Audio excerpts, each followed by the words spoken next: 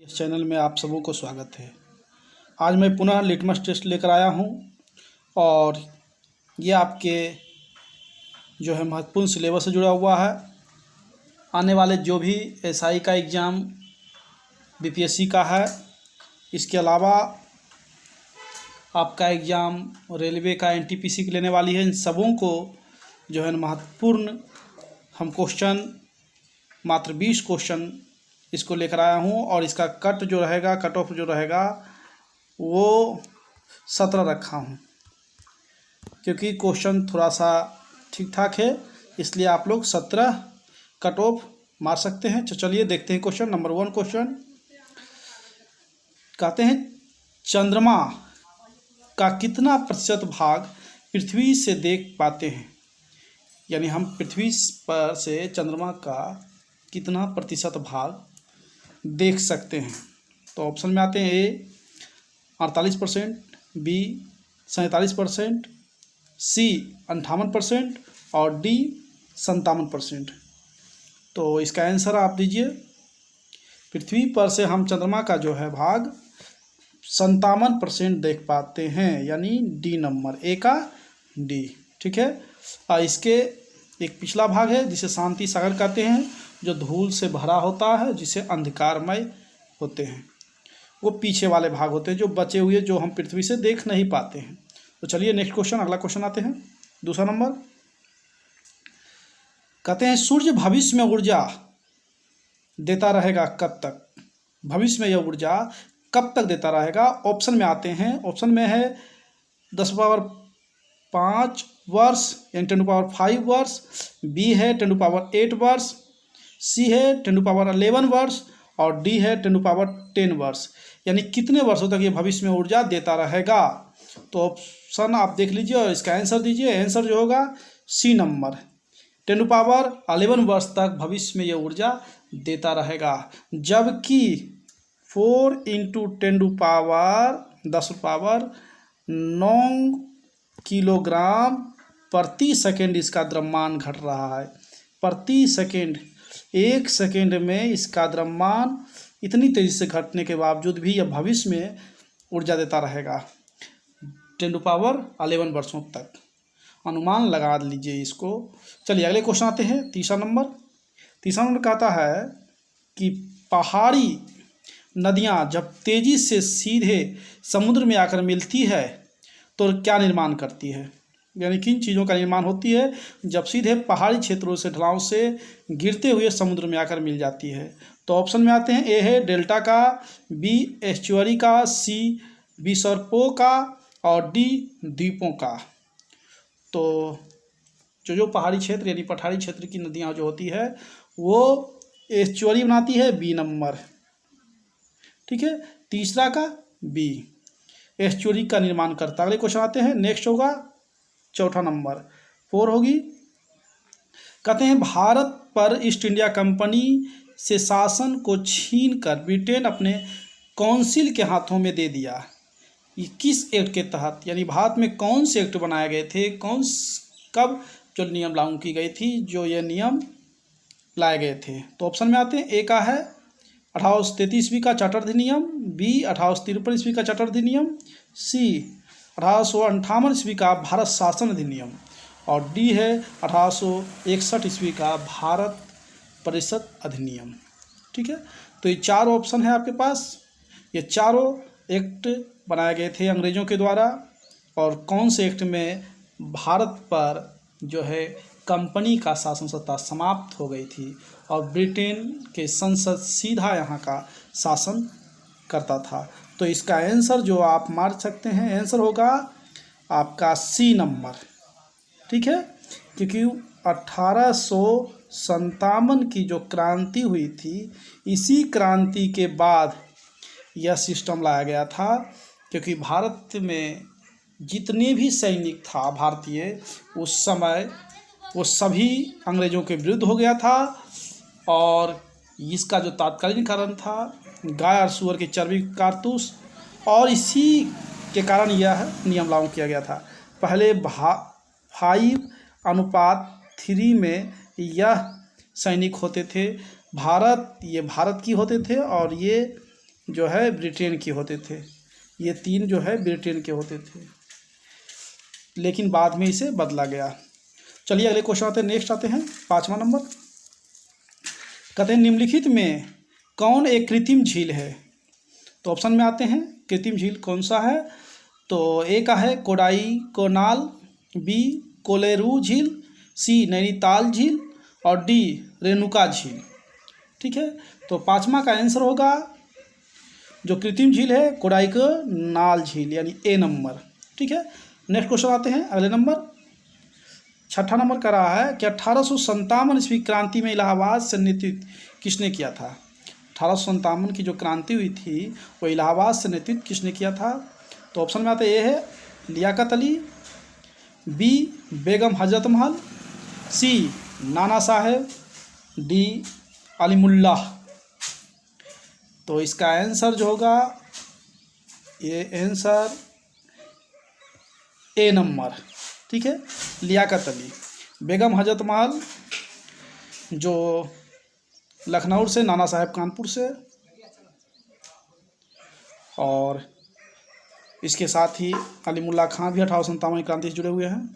ठीक है, तो चलिए अगले नेक्स्ट क्वेश्चन आते हैं।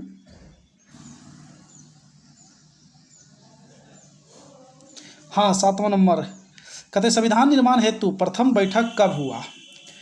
संविधान जो निर्माण हेतु प्रथम बैठक हुई थी, ये आपको आंसर देना है। ऑप्शन में आते हैं ए 9 दिसंबर 1946 ईस्वी में, बी 11 दिसंबर 1946 ईस्वी में, सी 13 दिसंबर 1946 ईस्वी में, डी 9 नवंबर 1946 ईस्वी में। तो इसका ऑप्शन आप देख ले और इसका आंसर दे। बहुत ही आसान क्वेश्चन।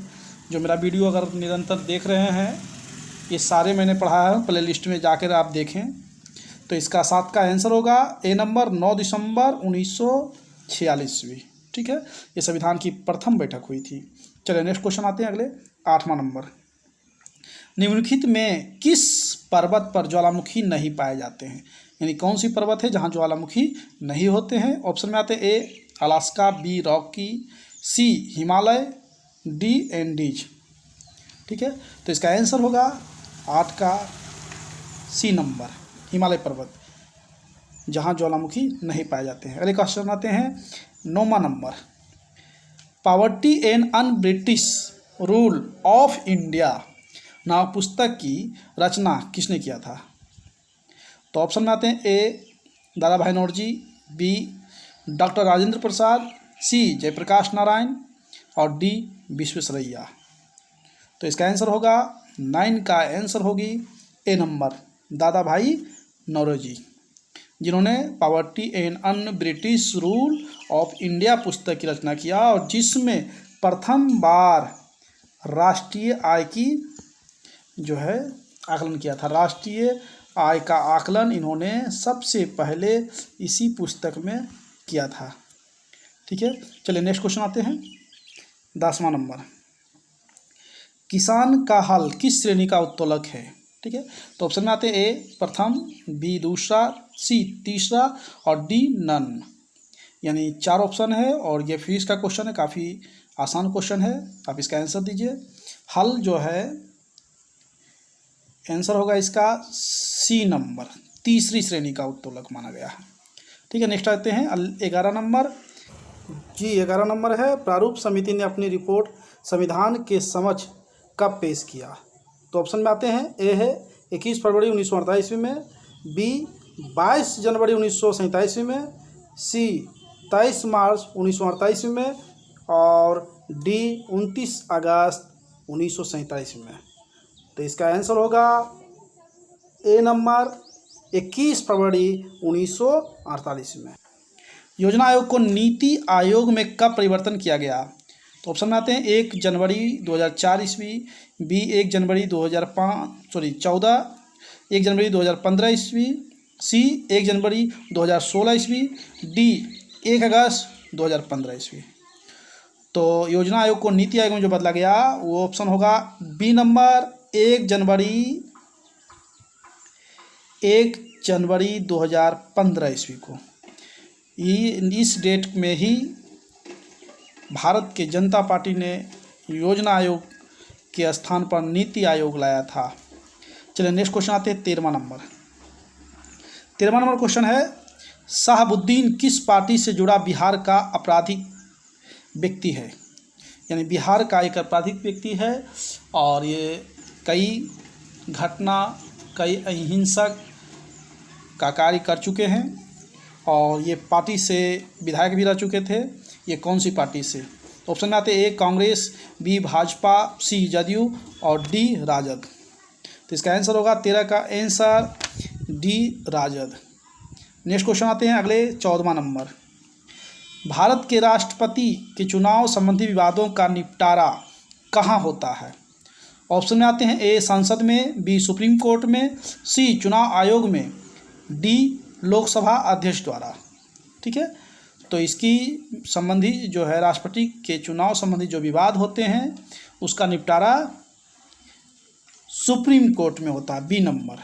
ठीक है, नेक्स्ट क्वेश्चन 15वां नंबर, कहते हैं अशोक जो सम्राट रह चुके हैं, तो अशोक सम्राट जो मौर्य काल का है का शासन काल कब से कब तक चला था? तो ऑप्शन में आते हैं ए 298 ईस्वी पूर्व से 269 ईस्वी पूर्व, बी 298 ईस्वी पूर्व से 232 ईस्वी पूर्व, सी 269 ईस्वी पूर्व से 232 ईस्वी पूर्व और डी 322 ईस्वी पूर्व से 298 ईस्वी पूर्व। तो 15वां का जो आंसर होगा वो सी नंबर 269 ईस्वी से 232 ईस्वी पूर्व जिनका शासनकाल चला था। चलिए नेक्स्ट आते हैं 16वां नंबर। 16वां नंबर कहते हैं पहली बार भारत सरकार ने आर्थिक नियोजन हेतु किस योजना को आंशिक रूप से स्वीकार किया था? ठीक है, तो ऑप्शन में आते हैं, ऑप्शन है ए राष्ट्रीय आर्थिक नियोजन, बी जन योजना, सी बाम्बा योजना और डी सर्वोदय योजना। यहाँ सी होगा। चलिए, आंशिक रूप से स्वीकार करने में ये पहली बार भारत सरकार किया था, इनमें से कौन सी योजना? तो डी नंबर होगा, ये सर्वोदय योजना, जिन्होंने भारत स्वतंत्रता के बाद पहला ऐसी योजना था जो आर्थिक नियोजन के लिए इसे स्वीकार किया गया था आंशिक रूप से, जिसे जयप्रकाश नारायण के द्वारा बनाया गया था। और आपको एक क्वेश्चन कमेंट में इसमें देना है कि सर्वोदय योजना को जयप्रकाश नारायण ने कब बनाया था, आप कमेंट में दें। ठीक है, देखते हैं कौन कौन आंसर इनको देते हैं। नेक्स्ट क्वेश्चन आते हैं 17वां number, the history of Hindu science के लेखक कौन सा है? इनमें से कौन है? तो ऑप्शन में आते हैं डॉक्टर होमी जहांगीर भाभा, बी मेघनाथ साहा, सी सुब्रमण्यम चंद्रशेखर, डी डॉक्टर विक्रम साराभाई। तो इसका आंसर होगा बी नंबर मेघनाथ साहा। अगले क्वेश्चन आते हैं 18वां नंबर, वस्तु के द्वारा कार्य करने की दर को क्या कहते हैं? तो ऑप्शन में आते हैं ए शक्ति, बी कार्य, सी ऊर्जा, डी नन। तो वस्तु के द्वारा कार्य करने की दर को 18 का आंसर होगी ए नंबर शक्ति कहा जाता है, जो वस्तु के द्वारा कार्य करने की दर होती है। नेक्स्ट क्वेश्चन आते हैं अगले क्वेश्चन 19वां नंबर, उड़ती हुई पक्षी में कौन सी ऊर्जा होती है? तो ऑप्शन में आते हैं ए गति ऊर्जा, बी स्थिति ऊर्जा, सी ए और बी दोनों, डी नन, यानी इनमें से कोई नहीं। तो 19 का आंसर होगा सी नंबर ए और बी, यानी उड़ती हुई पक्षी में दोनों ऊर्जा पाई जाती है। नेक्स्ट क्वेश्चन आते हैं अगले, लास्ट है 20वां नंबर, कहते हैं निम्नलिखित में से किस रत्न में बेरिलियम धातु पाया जाता है? तो ए पुखराज, बी पन्ना, सी मानिक, डी नीलम। तो इसका आंसर होगी बी नंबर पन्ना, जिसमें बेरिलियम धातु पाए जाते हैं। चलिए, आप अपना स्कोर कमेंट में बॉक्स में दे सकते हैं और अगर वीडियो अच्छा लगता हो तो आप लाइक करें। और इस तरह से अगर टेस्ट मारना चाहते हैं तो निरंतर मैं इस प्रकार टेस्ट ले रहा हूं। नए वाले जो भी हैं, जो वीडियो देख रहे हैं, सब्सक्राइब कर ले, आपको इस प्रकार का टेस्ट मिलेगा। जय हिंद, जय भारत।